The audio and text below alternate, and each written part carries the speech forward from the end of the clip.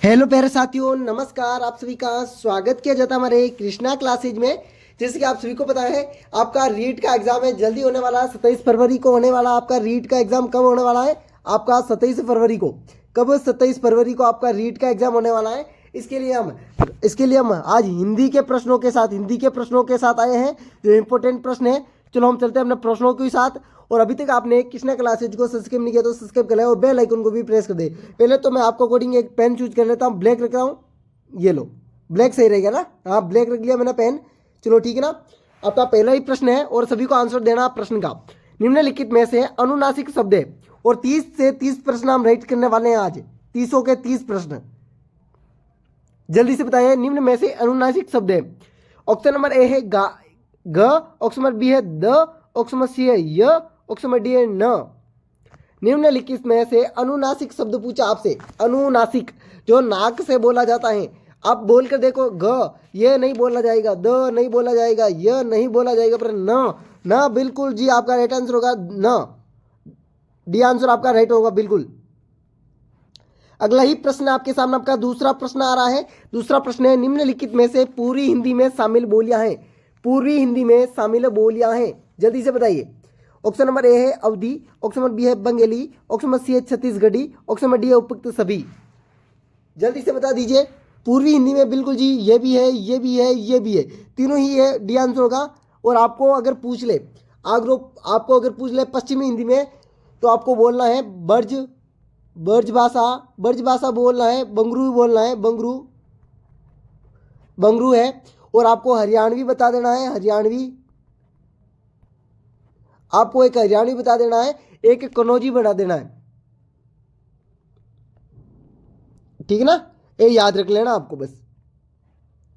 अगला ही प्रश्न आपके सामने, आपका तीसरा प्रश्न है। निम्नलिखित में से संयुक्त व्यंजन है। संयुक्त व्यंजन यानी क्या होता है? जुड़े हुए व्यंजन। ऑप्शन नंबर ए है स ज्ञ, ऑप्शन नंबर बी है स्र, ऑप्शन नंबर सी है स्र, ऑप्शन नंबर डी है स। ये दोनों ही सेम आ गए। आपका बिल्कुल जी नहीं है। कौन सा है? स है। स आपका नहीं है। स आपका संयुक्त व्यंजन नहीं है, बल्कि ज्ञ है। ज्ञ कौन सा बनेगा? ज्ञ का संयुक्त व्यंजन क्या बनेगा? ज्ञ। जल्दी से बताइए, ज्ञ क्या कैसे बनाओगे? ज्ञ को आपको संयुक्त स्वर बनाना है। जल्दी से बताइए, ज्ञ किस प्रकार से बनाओगे आप? ज्ञ किस प्रकार से बनाओगे? ज्ञ ज प्लस ण प्लस अ तो सब में आएगा बराबर ज। ठीक है ना? आपको याद रखना। और यह अणा है, अणा। अब आपको श्र कैसे बनाओगे भाई? श्र कैसे बनाओगे? स प्लस र धन अ बराबर श्र। ठीक है ना? आपको याद रखना है। और क प्लस स प्लस अ बराबर क्या होगा?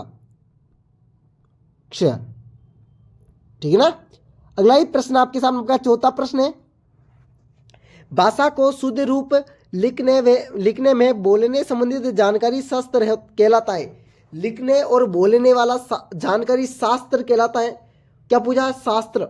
ऑप्शन नंबर है भाषा जानकारी, ऑप्शन नंबर बी है लिपि, ऑप्शन नंबर सी है व्याकरण, ऑप्शन नंबर है सामाजिक शास्त्र। ये आप शास्त्र देखते ही शास्त्र में चले गए और आपका राइट आंसर नहीं, आपका गलत आंसर हुआ है यहाँ पर। शास्त्र, लिपि भी गलत है, ये भी गलत है। आपका व्याकरण सही होगा, व्याकरण। पहले आगे क्या लिखा है? भाषा का शुद्ध रूप लिखने व बोलने संबंधित। ये देखो, ये से ये आएगा ना भाई, व्याकरण। अगला ही प्रश्न आपके सामने, आपका पांचवा प्रश्न आ रहा है। पांचवा प्रश्न आपसे कह रहा है, निम्नलिखित में से हिंदी वर्णों की संख्या होती है। हिंदी वर्णों की संख्या। ऑप्शन नंबर है 39, ऑप्शन नंबर बी है 41, ऑप्शन नंबर सी है 44, ऑप्शन नंबर डी है 48। निम्न में से हिंदी वर्णों की संख्या होती है, जल्दी से बता दीजिए। बिल्कुल जी, आपकी होगी 44। अगला ही प्रश्न आपके सामने, आपका छठा प्रश्न है। जो वर्ण बिना किसी सहायता से बोले जाते हैं कहलाते हैं। जल्दी से बता दीजिए, जो किसी की सहायता के बिना ही बोले जाते हैं, क्या वर्ण, कौन सा वर्ण कहलाएगा? जो बिना किसी सहायता से बोले जाते हैं। ऑप्शन नंबर है व्यंजन, ऑप्शन नंबर बी है स्वर, ऑप्शन नंबर सी है विसर्ग, ऑप्शन नंबर डी है पुक्त सभी। जल्दी से बता दीजिए। बिल्कुल जी, पहला छठे प्रश्न का राइट आंसर आप सभी ने दिया होगा स्वर। स्वर। और आप बता दीजिए स्वर कौन कौन से होते हैं। स्वर होते हैं आ, हिंदी वाले पढ़ रहे हैं इसलिए आप उनको वैसे ही पढ़ना पड़ेगा। ई उ री ए ओ और ओ। ठीक है ना। कितने हो गए जल्दी से बता दीजिए, जल्दी से बता दीजिए। अब तो बताओगे कि स्वर कितने होते हैं, जल्दी बता दीजिए आप कितने होते हैं स्वर। तो आपके सामने है भाई 11 हैं स्वर, आपके 11 होते हैं स्वर। अगला ही प्रश्न आपके सामने, आपका 7वां प्रश्न है, निम्न में से दीर्घ स्वर है, दीर्घ स्वर, दीर्घ यानी बड़ा, बड़ा, दीर्घ यानी बड़ा, जिसे बोलने में ज्यादा समय लगे, अ उ च और ई, दीर्घ स्वर, दीर्घ स्वर। जल्दी से बता दीजिए। देखो छोटा अ, छोटा उ और च, इसमें से नहीं है, ये तो स्वर है, ये नहीं है स्वर, ये व्यंजन है आपका। और आपके ई है ना, ई, इसमें दीर्घ स्वर है, ये दीर्घ स्वर है, दीर्घ स्वर है। और ये तो च तो व्यंजन हो गया, ये तो पहले ही कट गया ना आपका। ऊ नहीं है, ये नहीं है, आपका होगा डी। तो आपको ह्रस्व स्वर तो पता है ना, ह्रस्व स्वर, ह्रस्व स्वर, ये ह्रस्व स्वर है और ये दीर्घ स्वर है और ये आपका व्यंजन है। अगला ही प्रश्न आपके सामने 8वां प्रश्न आ रहा है। और अभी तक आपने चैनल को लाइक नहीं करते तो लाइक भी कर दे और सब्सक्राइब भी कर दे और अपने दोस्तों को भी क्लास शेयर कर देना आपको जल्दी से। 8वां प्रश्न है, निम्नलिखित में से कंठ से बोले जाने वाले व्यंजन है। कंठ यानी कंठ, कंठ से हम सामान्य भाषा में इसे गला कहते हैं, गला। कंठ से बोले जाने वाले व्यंजन अ, ग और उपयुक्त सभी। पहले तो ये देखें ये कैसे वर्ण है, क अ, ये तो आपके कंठ से आता है, क ग ये भी आता है, ग ये भी आता है, उपयुक्त सभी आपका राइट आंसर होगा। बिल्कुल जी, बिल्कुल जी। आपको मैं इस प्रकार के देखो सभी बता देता हूं एक बार।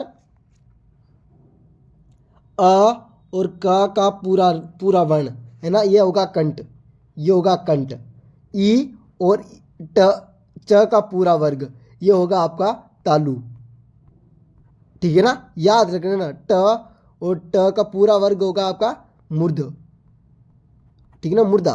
और आपका त और त का पूरा वर्ग होगा आपका दंत, दंत।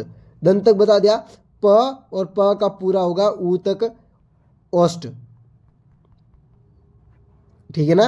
और आपका होगा ए और ए, ये होगा कंठ और तालु। ठीक है ना। और वह होगा जो दंत और ओष्ठ। और आपका अंतिम है ओ और ओ, ये होगा कंठ ओष्ठ, कंठ ओष्ठ। ठीक है ना, सभी बता दिया गया। अब आपको एक भी प्रश्न का डाउट नहीं होना चाहिए। ये वापस से 8वां प्रश्न ही आ गया है। निम्नलिखित में से दांत से बोले जाने वाले, निम्नलिखित में से दांत से बोले जाने वाले व्यंजन, दांत से, दांत उच्चारण से स्थान से, त च य उपयुक्त सभी, आपका होगा त। सभी आंसर देंगे त।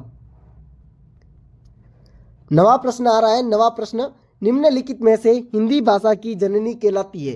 हिंदी भाषा की जननी, हिंदी में प्रश्न को अच्छी तरीके से पढ़ना है। हिंदी भाषा की जननी अंग्रेजी, फारसी, यूनानी, संस्कृत। जल्दी से, हिंदी भाषा की जननी आपकी संस्कृत कहलाती है भाई। अगला ही प्रश्न आपके सामने, आपका 10वां प्रश्न है। 10वां प्रश्न है, उष्ट शब्द का तद्भव शब्द होगा, उष्ट शब्द का।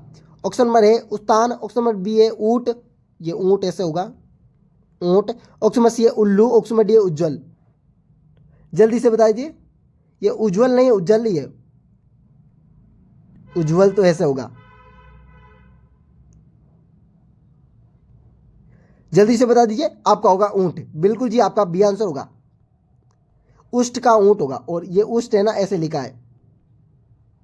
ठीक है ना। अगला प्रश्न 11वां प्रश्न है, काम शब्द का तत्सम शब्द होगा।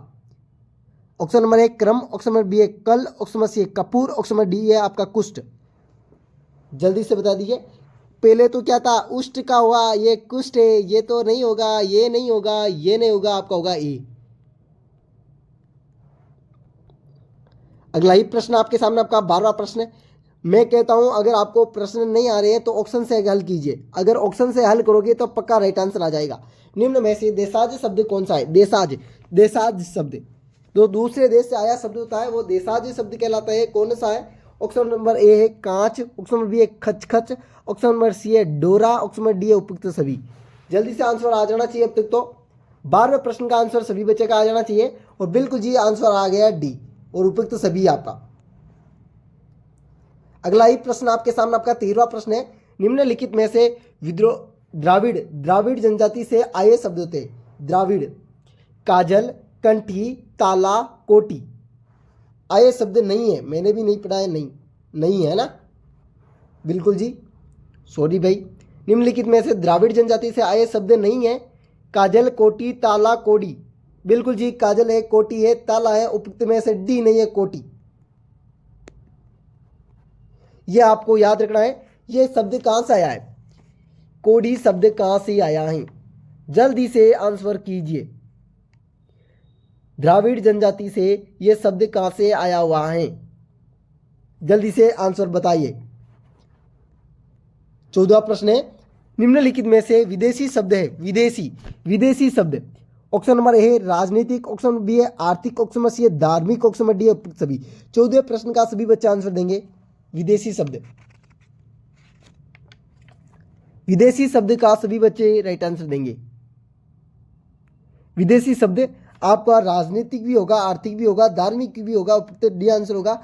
अगर राजनीतिक, धार्मिक और सांस्कृतिक दे दे या सांस्कृतिक कारण शब्द भी दे दे या विदेशी का कारण दे दे जैसे कि अंग्रेजी और भाषाओं के नाम दे दे जैसे अंग्रेजी, पुर्तगाली, ये शब्द है ना विदेशी शब्द आया। चीनी, जर्मनी, रूसी, जापानी भाषा के शब्द है ना, ये भी विदेशी शब्द है। विदेशी देखो भाई, चीनी है, चीनी भाषा, चीनी शब्द आ गया है ना। यूनानी, तिब्बती। अब और कौन सी बची? जर्मनी, फ्रांसीसी, ठीक है ना, ऐसे आपको याद रखना है। अगला ही प्रश्न आपके सामने आपका 15वां प्रश्न है। रचना के आधार पर शब्द कितने होते हैं? रचना के आधार पर शब्द पूछा भाई। ऑप्शन नंबर है 2, ऑप्शन नंबर बी है 3, ऑप्शन नंबर सी है 5, ऑप्शन नंबर डी है 9। रचना के आधार पर शब्द, बिल्कुल जी रचना के आधार पर यह प्रश्न आया हुआ है। प्रश्न रचना के आधार पर शब्द कितने होते हैं? रचना के आधार पर शब्द 3 होते हैं। कौन कौन से होते हैं? यौगिक, रूढ़। पहले तो रूढ़ होता है, रूढ़ शब्द, यौगिक शब्द, यौगिक और योग रूढ़ शब्द, योग रूढ़ शब्द, ठीक है ना। 3 हो गए, 1, 2 और 3। 3 आपका राइट आंसर होगा। अगला ही प्रश्न आपके सामने आपका 16वां प्रश्न है। प्रयोग के आधार पर हिंदी शब्द में भेद होते। प्रयोग के आधार पर हिंदी शब्द के भेद जल्दी से बता दीजिए, जल्दी बता दीजिए। ऑप्शन नंबर ए है 2, ऑप्शन नंबर बी है 6, ऑप्शन नंबर सी है 7, ऑप्शन नंबर डी है 8। इसका कंटेंट आपने नहीं देखा होगा, ऐसा कंटेंट आपने नहीं देखा होगा कहीं पर भी। अच्छे प्रश्न है और आने की पूर्ण संभावना है। जल्दी से बताइए। प्रयोग के आधार पर, प्रयोग के आधार पर हिंदी शब्द के 2 भेद होते हैं। हिंदी शब्द के 2 भेद होते हैं। कौन कौन से? एक विकारी, दूसरा अविकारी। जिसमें विकार हो जाए वो विकारी, जिसमें नहीं विकार हो अविकारी। 17वां शब्द है। प्रश्न है जिन शब्दों का प्रयोग एक ही अर्थों में होता है कहलाता है एकार्थिक, अनेकार्थिक, पर्यायवाची शब्द, विलोम शब्द। जल्दी से बता दीजिए। एकार्थिक शब्द, बिल्कुल जी एकार्थिक शब्द होगा, मतलब ज़्यादा शब्द दिया होगा और उसमें छोटा सा उत्तर होगा, एकार्थी शब्द होगा, है ना। और अनेकार्थी शब्द जिसमें से अनेक उत्तर दिए होंगे, अनेक प्रश्न हो गए, अनेकार्थी होगा। पर्यायवाची शब्द जिसके संबंधित पूछा जाता है पर्यायवाची शब्द होगा। विलोम शब्द आपका उल्टा होगा। 18वां प्रश्न आ रहा है आपका। निम्न में से योग रूढ़ शब्द का चयन कीजिए। अब तो प्रश्न भी आ गया योग रूढ़ शब्द का, अब तो आपका योग रूढ़ शब्द का प्रश्न ही आ गया भाई। जल्दी से बता दीजिए। Option number A Sawan, option number B है आपका सपना, ऑप्शन नंबर सी है दशानन, ऑप्शन नंबर डी है हल्दी। योग रूढ़ शब्द, जल्दी से। योग रूढ़ शब्द, योग रूढ़ शब्द। उनमें योग रूढ़ आपको पता नहीं तो वो बता दूं, वो यौगिक जिसका निर्माण पृथक पृथक पृथक पृथक पृथक पृथक पृथक अर्थ देने से शब्दों का योग होता है, अर्थ से शब्दों का योग होता है। ठीक है ना, जल्दी से बता दीजिए अभी कौन सा। सावन में नहीं है, सपना में नहीं है। दशानन, 10 है जिसके आनंद बोल, बिल्कुल जी, 2 शब्द आ गए। 10 है जिसके आनंद, 10 है जिसके मुख्य, कौन होता है दशानन, कौन है रावण, रावण रावण होता है। और ये योग रूढ़ शब्द है, 2 शब्द से जुड़ा हुआ है, योग रूढ़ शब्द होगा। और यौगिक होगा वो शब्द जो 2 या 2 से अधिक शब्दों से बने, वो हो गए कौन सा, यौगिक। और योग रूढ़ वो यौगिक जिनका निर्माण 2 पृथक पृथक अर्थों से होता है, इसके अर्थ होते हैं और 2 शब्दों से अलग होते हैं। ठीक है ना। और रूढ़ तो आपको पता ही है, वो शब्द जो किसी व्यक्ति, वस्तु, स्थान के, प्राणी के नाम में प्रयुक्त होता है, उसे रूढ़ शब्द कहते हैं। अगला ही प्रश्न आपके सामने 19वां प्रश्न है, निम्न में से संज्ञा के भेद होते हैं, संज्ञा के भेद। ऑप्शन नंबर 1 व्यक्तिवाचक, बिल्कुल जी। जातिवाचक, बिल्कुल जी। भाववाचक, बिल्कुल जी। यह आपका डी आंसर होगा, बिल्कुल जी। अब एक प्रश्न मैं आपसे पूछ रहा हूं, आपको ये सब बता दिया मैंने, जातिवाचक, संज्ञा वगैरह। तो एक प्रश्न मेरा है, अगर आपको मैं मित्र या आपका जाति है तो आपको ये बताना है, ये आप बताना, तो इसका भाववाचक क्या होगा, मित्रता। क्या होगा इसका, मित्रता। अगर जाति क्या है, मित्र, तो इसका भाव क्या है, मित्रता। अगला ही प्रश्न आपके सामने 19वां प्रश्न आ रहा है। 19वां प्रश्न आपके सामने है, भाववाचक संज्ञा रचना के आधार पर कितने प्रकार की होती है। ये तो लो प्रश्न ही आ गया इसका भाववाचक का। तो भाववाचक संज्ञा रचना के आधार पर कितने प्रकार की होती है। ऑप्शन नंबर ए है 3, ऑप्शन नंबर बी है 4, ऑप्शन नंबर सी है 5, ऑप्शन नंबर डी है 7। जल्दी से बता दीजिए भाई, जातिवाचक संज्ञा रचना के आधार पर कितने प्रकार की होती है। अभी तक आंसर नहीं आया है किसी का भी, बिल्कुल जी। जातिवाचक संख्या रचना के आधार पर 5 प्रकार की होती है, आपकी 5 प्रकार की। कौन कौन सी होती है जातिवाचक संज्ञा, एक तो खुद ही होगी, ठीक है ना। एक तो आपकी ये क्या होगा, सर्वनाम, एक होगा विशेषण, एक होगा क्रिया, एक होगा अवयव। हो गए ना 5, 1 2 3 4 5 हो गए 5, ठीक है ना। ये होते हैं आपके। अगला ही प्रश्न आपके सामने 21वां प्रश्न आ रहा है, पुरुषवाचक सर्वनाम कितने प्रकार के होते हैं। पुरुषवाचक सर्वनाम जल्दी से बता दीजिए। ऑप्शन नंबर ए है 3, ऑप्शन नंबर बी है 4, ऑप्शन नंबर सी है 5, ऑप्शन नंबर डी है 7। पुरुषवाचक सर्वनाम पूछा भाई, पुरुषवाचक सर्वनाम। जल्दी से देखो, मैं आपको बता रहा हूं, मैं, हम और वह और उसे,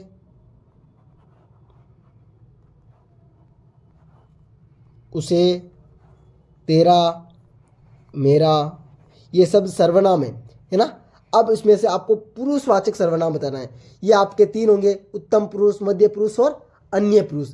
उत्तम पुरुष को पहले क्यों लिखा जाता है आपको पता है, उत्तम पुरुष, मध्य पुरुष और प्रथम पुरुष, इसको पहले क्यों लिखा है मैंने, क्योंकि उत्तम पुरुष सबसे प्रभावी माना जाता है। क्या माना जाता है, प्रभावी माना जाता है। कभी प्रश्न आए तो बता देना, उत्तम पुरुष इसलिए पहले लिखा जाता है क्योंकि ये प्रभावी माना जाता है। अगला ही प्रश्न है 22वां प्रश्न है, कौन सा शब्द स्त्रीलिंग नहीं है, स्त्रीलिंग शब्द नहीं है। ऑप्शन नंबर है छात्रा, ऑप्शन नंबर बी है जीवन, ऑप्शन नंबर सी है पृथ्वी, ऑप्शन नंबर डी है वधु। जल्दी से बता दीजिए। बिल्कुल जी, आपका मैं 22वें प्रश्न का राइट आंसर देख पा रहा हूं, बी आंसर आ रहा है जीवन। बिल्कुल जी, आपका जीवन है ना, जीवन, ये है ना स्त्रीलिंग शब्द नहीं है।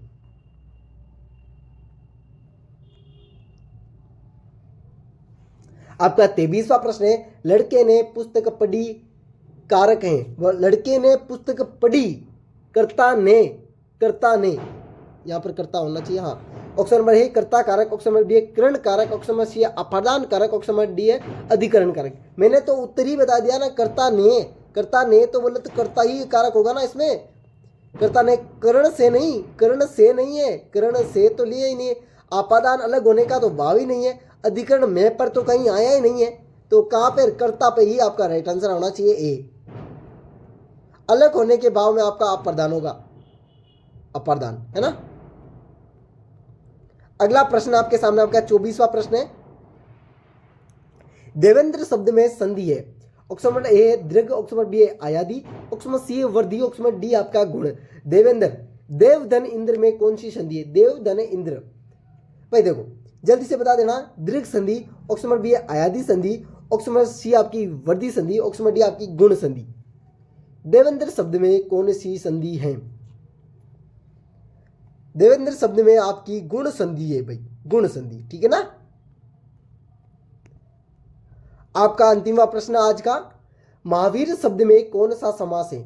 महावीर, मान है जो वीर, ये तीसरे पद की प्रधानता दे रहा, तीसरा पद कौन सा है इसमें, कौन सा समास में तीसरा पद प्रदान होता है? जल्दी से, ऑप्शन नंबर ए है बहुवीरी, ऑप्शन नंबर बी है क्रमधार्य, ऑप्शन नंबर सी है द्विगु, ऑप्शन नंबर डी है आपका द्वंद्व। देखो ये दोनों तो पहले ही समाप्त हो गए, अब इसमें ही दो द्वंद्व है, यही बता देना बस, जल्दी से बता दीजिए, जल्दी से। आपका बिल्कुल जी होगा बहुवीरी समास, क्योंकि महावीर कौन है जो वीर, महावीर कौन होगा, कौन होगा, जल्दी से बता दीजिए, महाबली हनुमान होगा भाई, ठीक है ना। ऐसे प्रकार का वीडियो देखने के लिए हमारे कृष्णा क्लासेज को सब्सक्राइब और बेल आइकन को प्रेस कर देना। थैंक यू साथियों, सभी को अलविदा, जय श्री देव नारायण की, सभी को राधे राधे। साथियों अब वतन है आपके हवाले, रीट आपके लिए ये एक सुनहरा अवसर है, इसे ना जाने दे, क्योंकि यही गोल्डन आवर है आपके लिए। ये जा गया, ये चला गया तो आपके पास कुछ नहीं बचेगा, बाकी 2 साल पड़े हैं उसके आने के बाद, इसलिए आपको ये मौका नहीं छोड़ना चाहिए, ठीक है ना। सभी साथी को, अगर चतुर्थ श्रेणी की तैयारी करने वाले विद्यार्थी वो भी जुड़ सकते हैं हमारे इस चैनल से, ठीक है ना।